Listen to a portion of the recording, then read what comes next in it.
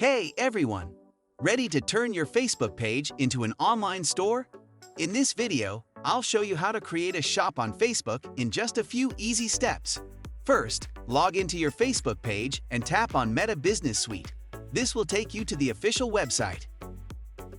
Here, click on Our Tools and then search for Commerce.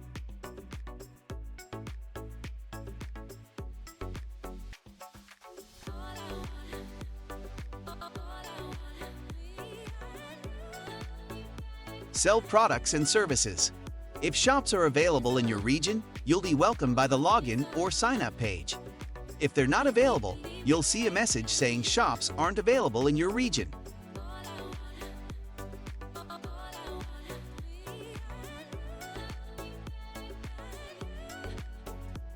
If shops are available, continue by adding catalogs to your store.